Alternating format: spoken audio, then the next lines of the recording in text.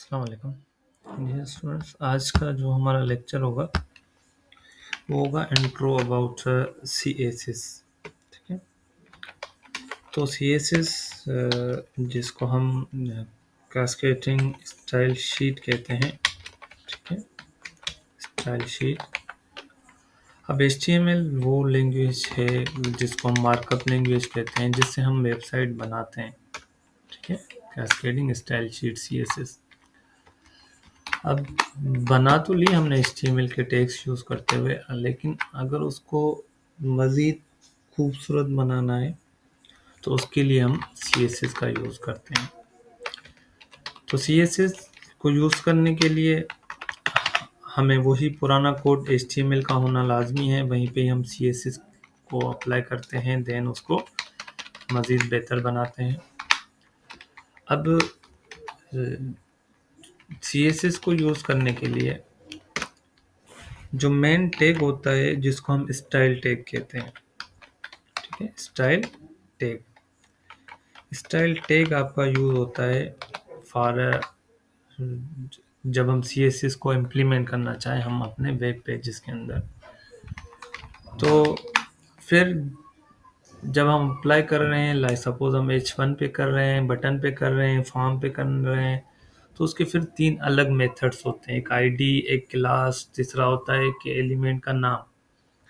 तो फिलहाल आज हम जस्ट बाय एलिमेंट नाम, उसके नाम से इसको समझेंगे और उसके अंदर जस्ट ओनली फ़ॉन्ट के बारे में स्टडी करेंगे हम।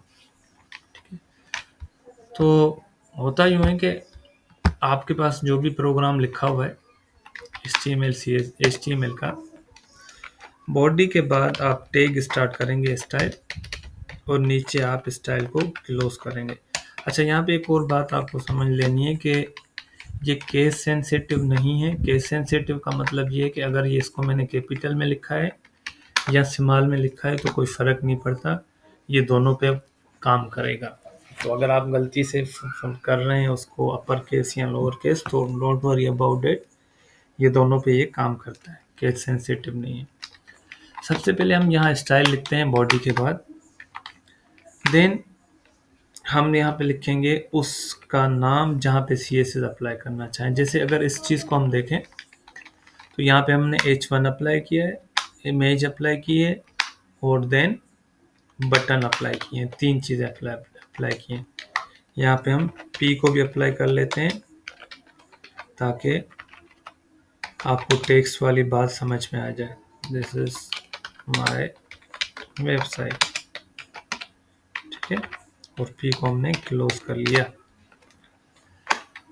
अब देखें यहाँ पे स्टाइल लिखने के बाद सबसे पहले आप जिस पे भी अप्लाई करेंगे उसका नाम लिखेंगे। लाइक अब हम सबसे पहले हेडिंग 1 पे अप्लाई करेंगे क्योंकि H1 लिखा हुआ है।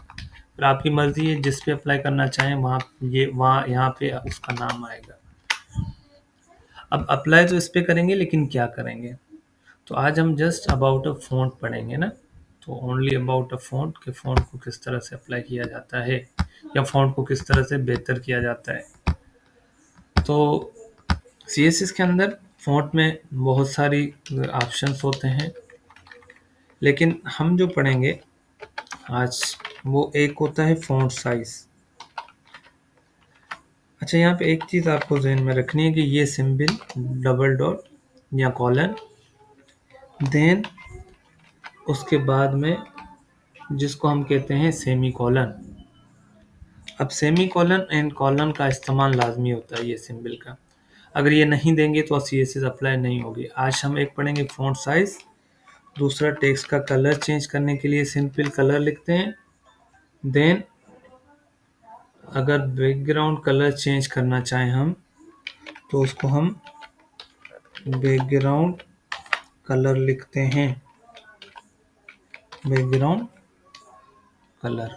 ठीक है, बैकग्राउंड कलर लिखते हैं हम इसमें कि बैकग्राउंड कलर इसका किस तरह से चेंज किया जा सकता है।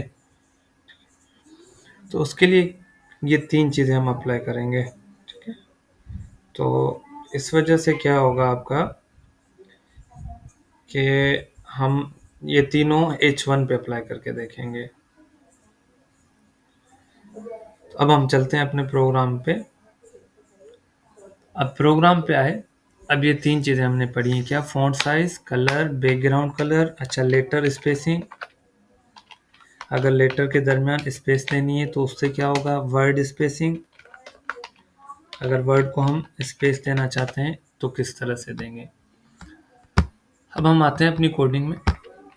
सबसे पहले कलर यूज़ करते हैं और इस कलर को हम रख लेते हैं रेड। हम पहले जाके अपनी वेबसाइट को देखते हैं कि वेबसाइट में हमने कलर कौन सा दिया था। ठीक है, यहाँ पे आते हैं और यहाँ पे हम वापस आए और अपनी HTML पे आए। अब देखिए यहाँ पे ये ब्लैक कलर है, F5 किया, ये रेड हो गया। ठीक है, तो ये CSS काम कर रहा है यहाँ पे, जस्ट इसका हमने कलर चेंज किया है। जब हम इसका बैकग्राउंड कलर चेंज करेंगे तो बैकग्राउंड कलर डबल डॉट और कोई भी हमने रख लिया, लाइक हम यहाँ पे ग्रीन शेड दे देते हैं। वो आप पे डिपेंड करता है कि आप इसको किस तरह से यूज़ करते हैं। रिफ्रेश किया, ये ग्रीन कलर आ गया इसके पीछे। ठीक है, देन हम इसकी फ़ॉन्ट साइज इंक्रीज करते हैं, फ़ॉन्ट साइज। ठीक है, एंड इसको हमने कर लिया 50 px और रिफ्रेश करेंगे। फ़ॉन्ट साइज इंक्रीज हो रही है इसकी। ठीक है, और ज़्यादा इंक्रीज कर लेते हैं 80। ये फ़ॉन्ट साइज उस चीज़ की इंक्रीज हो रही है।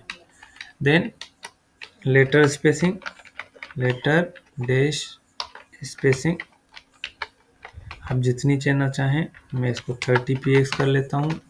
कंट्रोल एस करेंगे, अल्ट टैप करेंगे, F5 करेंगे। ठीक है, स्पेसिंग की स्पेलिंग गलत थी, कंट्रोल एस अल्ट टैप। ठीक है, तो ये स्पेस आ रही है इन बिटवीन लेटर्स। तो इस तरह से हम CSS का यूज़ करते हैं, लेटर स्पेसिंग, उसके बाद वर्ड स्पेसिंग। ठीक है, वर्ड स्पेसिंग दिया और इसको भी हमने 10 px कर लिया। तो इस तरह से हम, ठीक है, ये वर्ड का स्पेस आगे पीछे बढ़ रहा है, जितना आप बढ़ाना चाहिए बढ़ा सकते हैं। अब यहाँ पे देखें, एक चीज़ का ध्यान रखना, यहाँ पे नाम क्या दिया है मैंने? H1। अगर मुझे P पे भी देना है पैराग्राफ पे नीचे, तो मैं जस्ट यहाँ पे नाम लिखूंगा P पैराग्राफ। अब इसके दरमियान हम जो भी अप्लाई करेंगे बाय डिफ़ॉल्ट उस पर अप्लाई हो जाएगा। तो मैं जस्ट इसको कॉपी करके इसके ऊपर अप्लाई कर लेता हूँ, कंट्रोल एस अल्ट टैब। अब देखें, पहले पैराग्राफ ये लिखा हुआ था, this is my website. Refresh किया, ये आ गया।